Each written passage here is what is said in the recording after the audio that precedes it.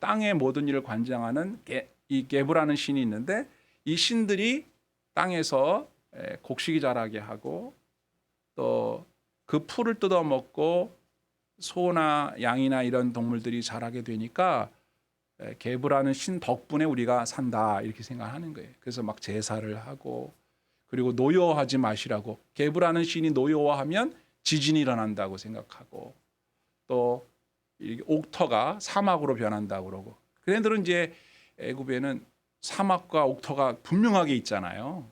강 주변에는 옥터고 그리고 좀만 벗어나면 바로 사막이니까 이 사람들은 사막이 되면 어떻다는 걸 너무 아니까 무서운 거예요. 그래서 게브라는 신한테 제사하고 막 이렇게 합니다. 그런데 하나님이 깨우쳐 주는 거죠. 야, 게브라고 하는 신이 있어서 너희를 보호해 준다고? 그렇지 않아. 하나님께서 이렇게 탁 하시니까 그 흙들이 다 이게 얼마나 많습니까? 이 흙들이 다 이로 변해서 애굽 전역을 덮어버렸으니 이거는 뭐 너무 무서운 거예요. 근데 하나님께서는 이스라엘 백성을 구원하셔야 되잖아요. 어디로부터 구원해요? 애굽이라는 땅, 물리적인 곳에서부터도 빼내어서 약속의 땅으로 옮겨가야 되겠지만 우상을 숭배해 왔던 이런 우상 신앙에서부터도 건져내셔야 되거든요. 그러기 위해서는 재앙을 통해서 교훈할 필요가 있었죠. 물론 아픈 교훈이에요. 이런 고통을 겪어야 하기 때문에. 그래서 게브라고 하는 신이 헛된 신임을 깨닫게 해주시면서 동시에 하나님께서 애굽 땅의 참 주인이심을 보여주시는 거죠. 성경을 좀 볼까요? 주보를 보세요. 태초에 하나님이 천지 하늘과 땅을 창조하셨다. 누트나 게브가 아니라 여호와 하나님이 이 땅에 이 하늘의 주인이라는 거죠. 시편 104편 14절 그가 가축을 위한 풀과 사람을 위한 채소를 자라게 하시고 땅에서 먹을 것을 나게 하신다. 누가요? 하나님이요. 게브가 그런 게 아니라고요. 애굽 백성들은 모르죠. 이스라엘 백성들도 가물가물합니다. 분명하게 보여주시기 위해서는 시청각 교육, 체험적인 교육을 통해서 깨닫게 하시려는 거니까 아파도 어떡합니까? 겪어야죠. 하나님께서 우리들에게도 우리가 함께 살고 있는 사람들이 겪는 고난들을 겪게 하셔요. 하나님 백성이라서 다 면제해 주는 게 아니라고요. 우리는 하나님이 주인이심을 잊지 말아야 됩니다. 시편 24편 1절에 땅과 거기 충만한 것과 세계와 그 가운데 사는 자들은 다 여호와의 것이다. 시편 47편 2절 지존하신 여호와는 두려우시고 온 땅의 큰 왕 되심이로다. 하나님을 두려워할 줄 알아야 돼요. 하나님이 화나시면 이런 전염병을 통해서 여러 가지 재앙이나 무서운 사건 사고를 통해서 혼내주시겠구나. 무섭다. 하나님이 두려워서라도 말씀 잘 들어야지. 이런 마음을 가져야 되거든요. 그래서 우리 신자들은 하나님을 두려워해요. 경외하잖아요. 근데 불신자들은 하나님을 무시하죠. 무시해요. 무서운 줄 몰라요. 막 까불어요. 그래서 하나님께서 모르면 배워야지 해서 재앙을 통하여 교훈하시는 겁니다. 하나님은 주인이신 동시에 심판자이시도 합니다. 땅을 심판하세요. 하나님은 많은 물과 비, 물을 통해서 땅을 심판하셔서 땅에서 숨쉬는 모든 생물들을 다 죽여버렸어요. 왜? 이게 심판이거든요. 아이고 하나님이 사랑의 하나님인데 그러는 게 어딨냐고. 그럴 수 있습니다. 하나님이니까. 사람들이 그걸 안다면 정말로 하나님 두려워할 거예요. 근데 아직도 믿지 않죠. 거짓말이라고 하고 꾸며낸 이야기라고 합니다.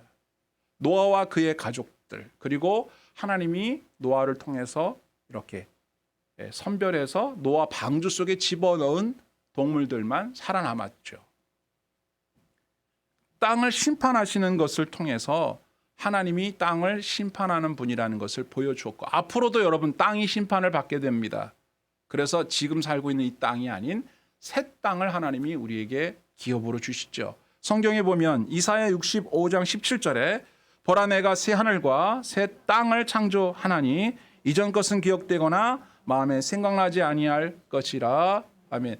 예전 것 지금 쓰고 있는 이 땅과 이 하늘들은 생각이 안 날 정도로 새롭고 더 좋고 더 아름다운 것으로 우리에게 기업으로 주실 거예요. 또 하나는 술사들이 바로에게 말했던 것을 좀 주의 깊게 살펴볼 필요가 있어요. 자, 술사들이 이렇게 합니다. 우리도 한번 해봐야지. 첫 번째, 두 번째 재앙 때 우리도 했었으니까 하고 땅의 티끌이 이가 되게 해보려고 했지만 어떻게 해요? 실패합니다. 못하잖아요. 그러니까 이 술사들은 이걸 뭐라고 판단을 하고 보고를 하느냐. 성경에 보시면 19절에 요술사가 바로에게 말합니다. 이는 하나님의 권능입니다. 이렇게 말하는데도 바로는 듣지 않아요. 그 말을 받아들이지 않죠. 하나님의 권능입니다. 술사들이 이건 우리가 봐도 이거는 보통 일이 아닙니다. 이건 우리들이 보통 마법을 부려서 요술을 부려서 해왔던 여러 일들과는 본질적으로 다릅니다. 더 놀라운 것은 이들이 한 말을 잘 들어보시면 하나님의 권능이라고 했잖아요. 근데 이 권능이라는 단어가 히브리어로는 에츠바라는 히브리어를 쓰는데 여기서는 권능으로 번역했지만 다른 곳에서는 손가락이라고 번역을 합니다. 손가락. 이걸 이렇게 번역할 수 있죠. 하나님의 손가락입니다. 하나님의 손가락으로 하신 일입니다. 이런 뜻이거든요. 그들은 영적인 사건에 대한 보는 눈이 있었던 거죠. 하나님의 손가락이라는 표현. 그래서 영어 성경 RSV나 NIV 영어 성경에서는 This is the finger of God 이렇게 돼 있어요. 네. 권능 그러면 보통 파워 이렇게 번역하잖아요. 파워가 아니고 finger. 네. 하나님의 손가락입니다. 이렇게 번역했단 말이에요. 굳이 손가락이라는 표현을 쓰는 이유가 있는데 그것은 심판에 하나님의 손으로 심판한다라고 하는 것을 나타낼 때 이렇게 썼는데 예를 들면 다니엘서 5장에 보면 여러분 잘 아시는 바벨론의 왕 벨사살이라는 왕이 있어요. 하나님이 참 복을 많이 주셔서 높은 어떤 그 지역을 완전히 이렇게 다스릴 수 있는 패권을 쥐도록 해주셨는데 이 벨사살 왕이 너무 교만해서 진짜 오만방자했습니다. 그래서 귀인들을 한 1000명을 궁에다 모여놓고 파티를 하는데 이게 흥이 오르니까 야 가서 그것 좀 가져와. 그게 뭐냐면 자기 아버지 느부갓네살 왕 때 예루살렘에 가서 성전에서 탈취해 온 성전 기물들이 있어요. 하나님을 예배할 때 쓰는 기구들을 가져오라고 하는 거예요. 자기들이 예전에 빼앗아 온 거. 거기다 술을 따라 마시려고 가져오라는 거예요.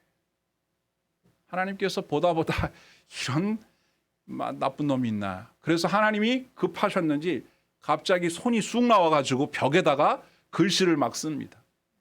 다니엘서 5장 5절 보세요. 그때에 사람의 손가락이 나타나서 왕궁초 때 맞은편 분벽에 글자를 쓰는데 왕이 그 글자 쓰는 손가락을 보았다.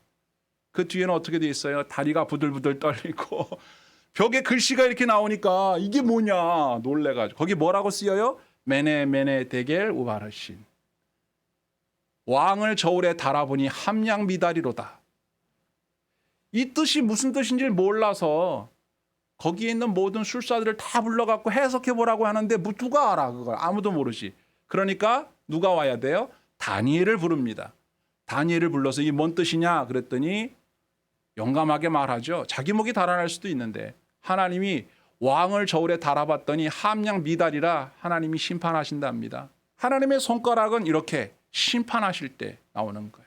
그럼 요한복음 8장에 보면 어떤 여인이 가늠하다 현장에서 붙잡혀서 사람들의 손에 이끌려 예수님 앞에 내팽개쳐졌습니다. 그리고 사람들이 예수님을 시험하려고 묻죠.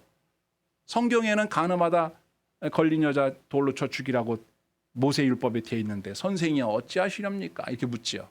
그럴 때 예수님께서 어떻게 하셨어요? 땅에 앉으셔서 땅에다가 손가락으로 뭐라고 씁니다. 손가락으로. 이게 뭐예요?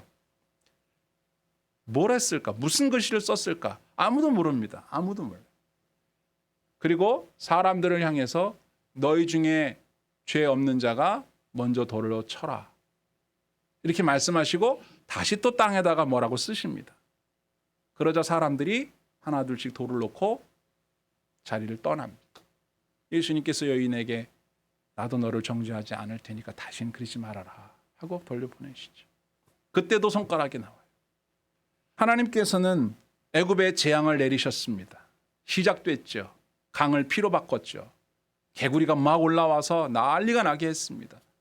땅의 흙이 먼지들이 이가 돼서 사람들에게 전염병을 일으키고 아주 괴로워서 못 견디도록 만드셨습니다.